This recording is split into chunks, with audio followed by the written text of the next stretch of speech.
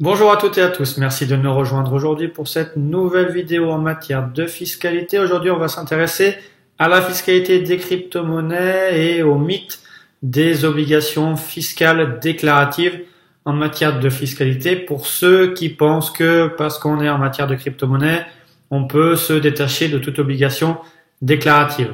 Donc on va voir dans notre vidéo 4 mythes importants sur des questions qui peuvent revenir fréquemment sur les obligations déclaratives, sur les possibilités de l'administration fiscale de venir vous chercher et d'avoir des informations, beaucoup d'informations sur vos transactions, voir un petit peu quels sont les moyens de contrôle de l'administration fiscale et comment justement ne pas tomber dans les pièges pour que vous puissiez respecter vos obligations déclaratives et être en conformité avec les obligations fiscales.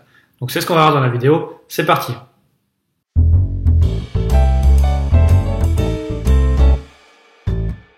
Avant de commencer, bien sûr, on vous invite à vous abonner, à liker la vidéo, à la partager au plus grand nombre pour qu'on puisse faire augmenter notre référencement de notre chaîne YouTube et vous apporter plus de contenu gratuit en matière de fiscalité. Et maintenant, on peut commencer notre présentation des mythes. Alors, le premier mythe, c'est que mes transactions sont inconnues de l'administration fiscale. Alors, effectivement, on pourrait penser qu'à partir du moment où vous passez des transactions sur des plateformes étrangères, sur des plateformes anonymes non traçables, l'administration fiscale ne serait pas au courant de vos opérations, ce qui vous permettrait de ne pas déclarer vos éventuels gains. Mais on a depuis 2018 TracFin, qui est le traitement des renseignements et d'actions contre les circuits financiers clandestins, qui impose à toutes les banques de pouvoir reconstituer toutes les transactions des personnes morales et des personnes physiques. Et ce qui va en fait amener les banques à signaler à l'administration fiscale et faire un signalement TracFin lorsqu'il y a des sommes qui sont non justifiées qui vont apparaître sur vos comptes bancaires. Notamment si c'est des sommes qui vont être assez importantes si vous commencez à rapatrier des gains de vos plateformes dans votre banque. Et vos transactions vont être facilement tracées dès qu'il y a des opérations entre une plateforme qui respecte certaines obligations type Know Your Customer ou alors les plateformes françaises. En effet, plus qu'à partir du moment, on voit ça aussi pour d'autres aspects la fiscalité. Ainsi, sur votre compte bancaire va apparaître un montant qui est injustifié par rapport à vos revenus habituels. La banque pourra vous demander des explications sur ce montant, sur l'origine de ces fonds, et à défaut de justification pleine et entière, va pouvoir faire ce signalement TracFin qui permettrait de lutter contre présomption d'illégalité de ces revenus. D'ailleurs, pour préciser, c'est pour ça que vous n'avez pas d'obligation déclarative de vos comptes d'actifs numériques en France, parce que ces comptes d'exchange français sont déjà automatiquement déclarés dans le cadre du dispositif TracFin. Donc en fait, vos transactions vont pouvoir être transmises directement au service TracFin dès que vous allez faire un virement sur votre compte bancaire et que ce montant en fait sera incohérent par rapport à vos revenus habituels. Si la banque estime que c'est des revenus qui sont injustifiés, qu'il y aurait une présomption d'illégalité, elle va faire ce signalement à TracFin. Sur les cryptoactifs, les établissements de crédit sont quand même assez influents. Il y a beaucoup de déclarations de soupçons qui sont faites. On voit 78% en provenance des établissements de crédit sur des déclarations de soupçons sur l'utilisation de cryptoactifs pour la fraude. D'ailleurs, on voit que les deux principales thématiques qui ressortent le plus des signalements, c'est l'escroquerie et également la fraude fiscale.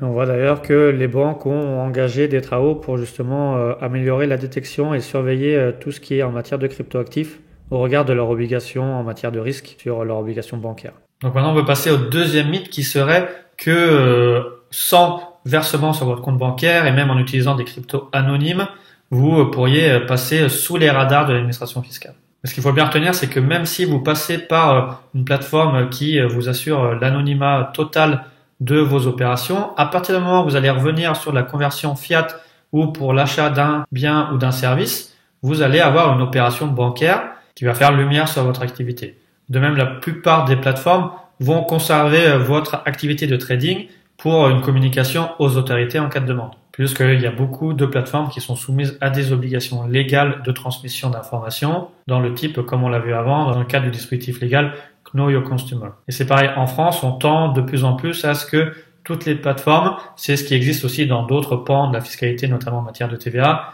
que en fait, on vise pour que les personnes physiques, les contribuables soient bien à jour sur leur déclaration. En fait, on va donner des obligations aux plateformes de transmission des informations et des revenus effectués sur les plateformes pour que tout le monde soit bien en conformité fiscale.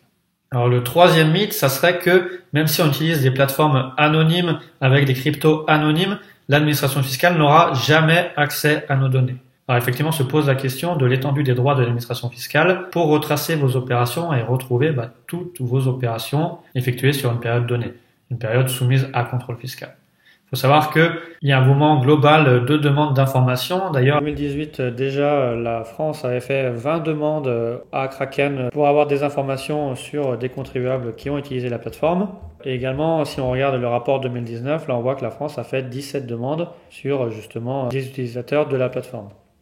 Ça, c'est les données qui sont du rapport de transparence fourni par Kraken et par l'équipe Kraken Compliance. D'ailleurs, on voit que pour la plateforme Coinbase, eux également, ils ont publié leur premier rapport de transparence et on voit que la France a fait aussi pas mal de demandes sur des requêtes d'informations sur les contribuables utilisant la plateforme Coinbase et qu'on a sur la période 1er janvier 2020 au 30 janvier 2020, plus de 45 demandes faites par la France. Il faut savoir que les États poussent de plus en plus pour la communication interétatique de toutes les données sur ces exchanges. Que ce soit l'État français qui renforce ses droits de communication auprès des plateformes françaises et qui laisse penser que dans les années à venir, il y aura une obligation en tant que telle des plateformes de déclarer toutes les opérations, en tout cas les revenus faits par les personnes physiques sur leur exchange. Il y a même le directeur de l'OCDE qui a fait une déclaration dernièrement sur la volonté de pousser que les États membres de l'OCDE instaurent un échange automatique des données en matière de crypto-monnaie,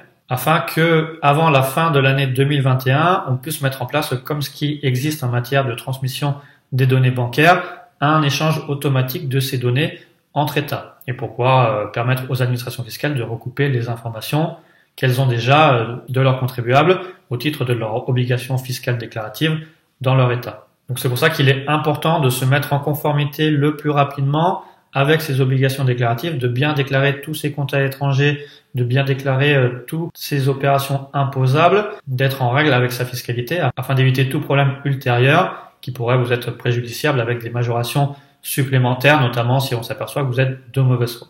Le dernier mythe est-ce que j'ai besoin de faire une déclaration fiscale si je n'ai pas fait de virement entre ma plateforme et mon compte bancaire? Alors c'est très important de rappeler ce qu'on a vu dans les vidéos précédentes sur la fiscalité applicable en matière de cession d'actifs numériques, donc de crypto, c'est que vous allez être imposable à partir du moment où vous allez convertir vos cryptos contre de la monnaie fiat, un bien ou un service. Et peu importe que le produit de votre cession en monnaie fiat ou contre un bien ou un service soit viré ensuite sur votre compte bancaire. À partir du moment où vous aurez fait cette opération imposable, donc par principe cette conversion en monnaie fiat, vous serez tenu de déclarer et de calculer votre plus-value imposable. On en a terminé avec cette vidéo. On vous invite encore à liker, à partager au plus grand nombre. Vous pouvez nous laisser en commentaire toutes vos questions pour qu'on puisse y répondre le plus rapidement possible.